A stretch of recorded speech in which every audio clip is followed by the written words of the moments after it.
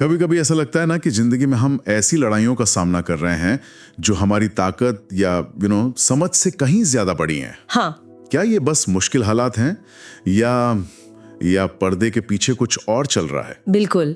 और देखिए, बाइबल में एक आयत है यूहन्ना 10:10 जो शायद इसी तरफ इशारा करती है। हाँ, वो कहती है चोर बस चोरी करने, मारने और नष्ट करने आता है। और फिर यीशु कहते हैं, मैं इसलिए आया कि वे जीवन पाएं और बहुतायत से पाएं।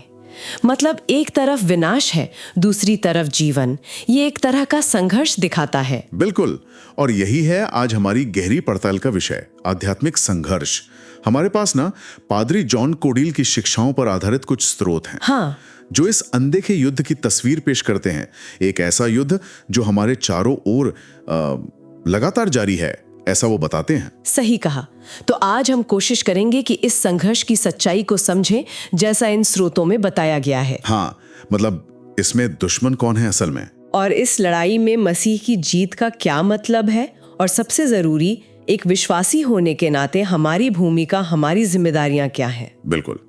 इफिसियों की पत्री में भी तो पौलुस यही कहते हैं ना कि हमारी असली लड़ाई हार्ड मास के इंसानों से नहीं है। हाँ। बल्कि अनदेखी, वो अंधकार की आत्मिक ताकतों से है। बिल्कुल। तो सबसे पहली बात जो समझनी है, और ये बहुत जरूरी है, कि ये लड़ाई शारीरिक नहीं है, ये आत्मिक है।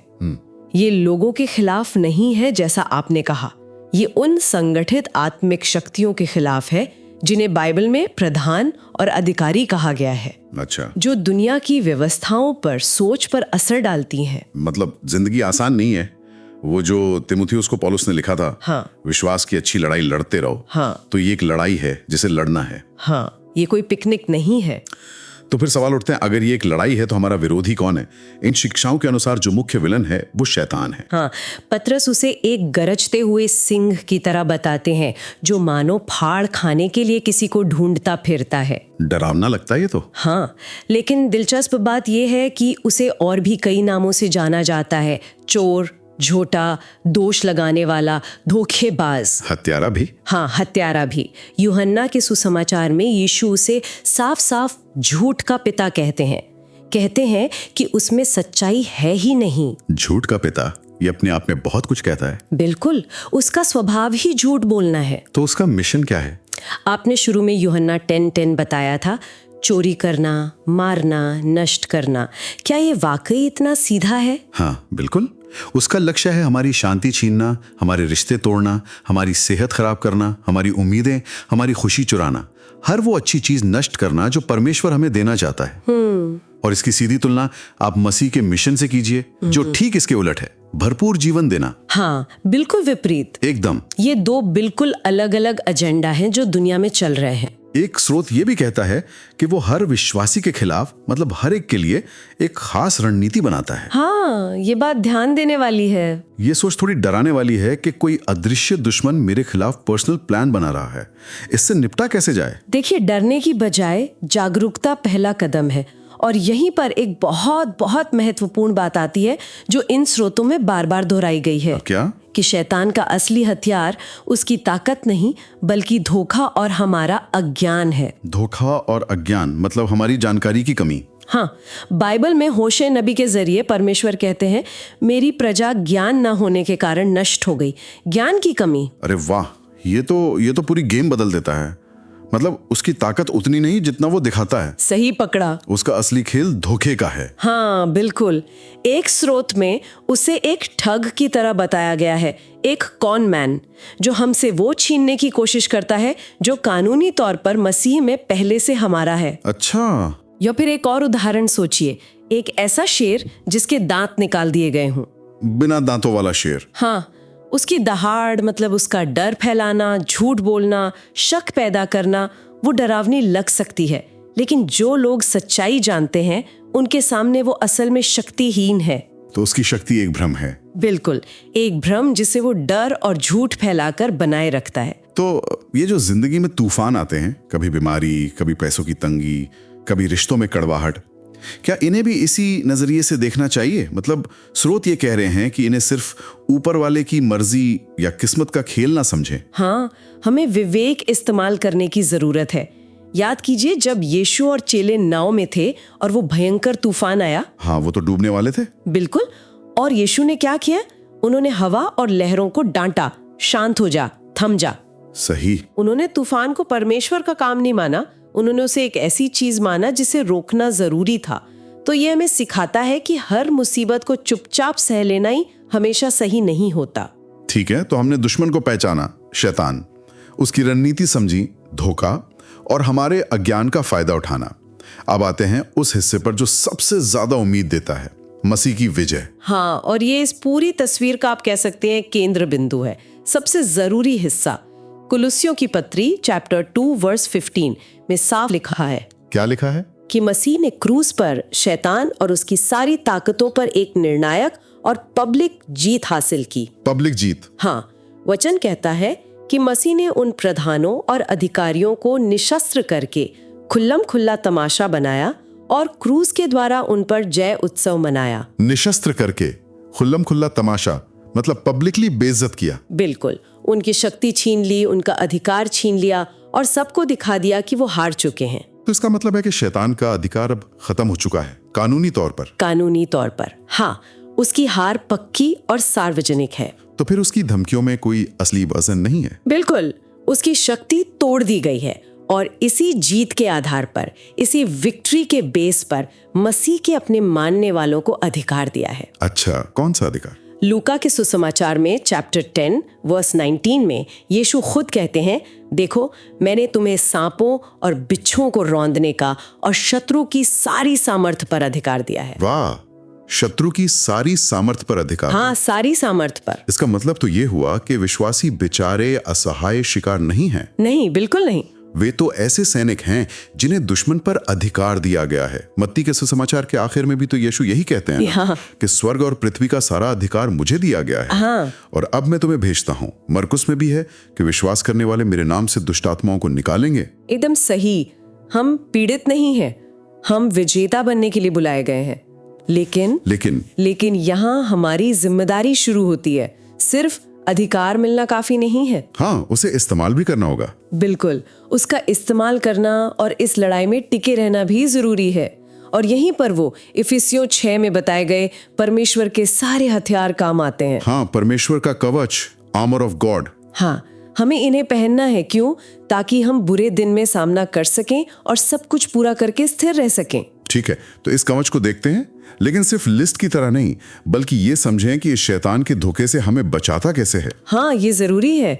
तो सबसे पहले है सत्य की पेटी, कमरबंद, और धार्मिकता की झिलम यानी छाती का कवच। सत्य और धार्मिकता। हाँ, सत्य यानी परमेश्वर के वचन की सच्चाई, ये हमारी नींव है। ये हमें शैतान के झूठ के सामने स्थिर रखती है। और धार्मिकता की झिलम हमारे दिल की, हमारी भावनाओं की रक्षा करती है। कैसे? देखिए, मसीह में जो हमें धार्मिकता मिली है वो हमें अपराध बोध और दोषारोपण से बचाती है। और दोष लगाना शैतान के पसंदीदा हथियारों में से एक है। ये तो है। फिर पैरों में जूते। हाँ, शांति के सुसमाचार की तैयारी के जूते। ये हमें मजबूती से खड़ा रखते हैं और मुश्किल हालात में भी परमेश्वर की शांति को बनाए रखने और दूसरों तक पहुंचाने में मदद करते हैं। और हाथ में वो बड़ी सी ढाल, विश्वास की ढाल।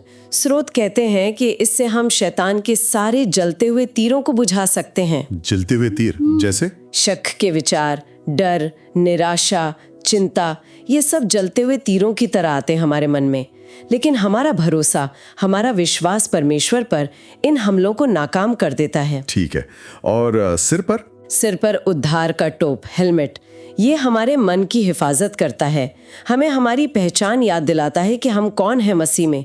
हमें मिली आशा की याद दिलाता है ताकि हम निराशा और कंफ्यूजन में न पड़ें। और आखिर में हाथ में तलवार, वचन की तलवार, जो खबर सिखाती है, एक शब्द में जन्म लेती है और ऐसी ताकत का दावा करती है जो झुंडिये इंसान की तलवार से है। कितनी बढ़िया बात। हाँ, आत्मा की तलवार। और ये क्या है? ये परमेश्वर का वचन है। अच्छा, ये अकेला हथियार है जो अटैक के लिए है? बिल्कुल, बाकी सब बचाव के लिए, पर ये आक्रामक हथियार है। ये सत्य है, परमेश्वर का बोला हुआ वचन, और इसी से हम शैतान के झूठ का सीधे तौर पर सामना करते हैं और उसे काटते हैं। तो ये पूरा कवच हम एक तरह से हर तरफ से सुरक्षा देता है, हमारे विचारों के लिए, भावनाओं के लिए, विश्वास के लिए, हमारे कदमों के लिए। एकदम। और इसे पहनना हमारी जिम्मेदारी है रोज। ठीक है, कवच पहन लिया, अब सामना कैसे करें?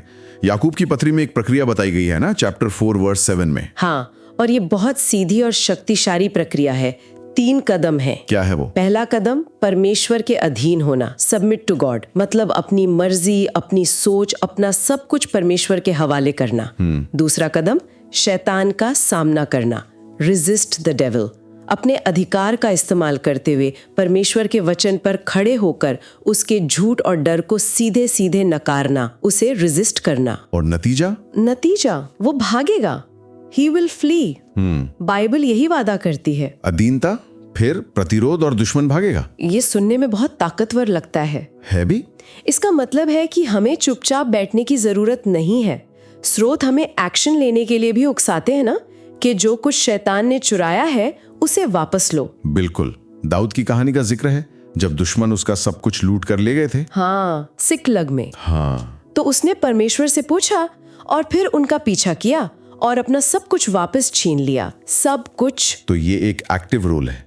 बिल्कुल। यहाँ कुंजी ये है कि जीत सिर्फ लड़ने या संघर्ष करने से नहीं मिलती, बल्कि परमेश्वर के साथ सही रिश्ते में रहने से, उसके वचन पर भरोसा करने से, और हमें जो अधिकार मिला है उसका विश्वास के साथ इस्तेमाल करने से मिलती है। मतलब ये हमारी कोशिशों पर कम और परमेश्वर के काम पर हमारे विश्वास और उस पर बने रहने पर ज्यादा निर्भर करता है। एकदम सही कहा आपने। तो अगर हम आज की इस सारी बातचीत को समेटें तो सार क्या निकलता है? यही कि ये जो आध्यात्मिक युद्ध है, ये कोई ऑप्शनल चीज नहीं है। नहीं, बिल्कुल नहीं। ये कोई थ्योरी नहीं है, ये हर विश्वासी के जीवन की एक रोजमर्रा की हकीकत है। हम चाहें या ना चाहें, हम इस संघर्ष का हिस्सा हैं। हाँ, और सबसे अहम बात जो याद रखनी है वो ये है कि हमें इस लड़ाई में अकेले नहीं छोड़ा गया है।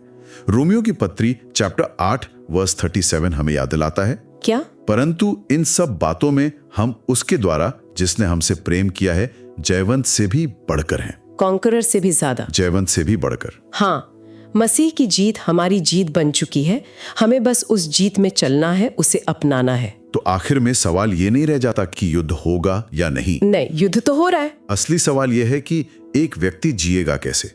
क्या वो परिस्थितियों का शिकार बनकर डर और अज्ञानता में जिएगा, या फिर एक विजेता के तौर पर? हाँ, एक विजेता के तौर पर, जो मसीह के पूरे किए गए काम को जानता है और उसे अपने जीवन में लागू करता है, रोजमर्रा की जिंदगी में।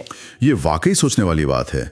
अगर हम इस अनदेखी सच्चाई के प्रति सचमुच जागरूक हो जाएं कि एक दुश्मन है जो हार चुका है, एक उद्धारकर्ता है जो जीत चुका है, हाँ, और हमें अधिकार मिला है, तो ये हमारी रोज की चुनौतियों, हमारी निराशाओं, हमारे संघर्षों को देखने का नजरिया कैसे बदल सकता है? बहुत गहरा सवाल है ये। लड़ाई तो जीती जा चुकी है क्रूस पर। अब सवाल बस इतना है कि हम उस जीत की सच्चाई में जिएंगे कैसे, शिकार की तरह या जयवंत से बढ़कर।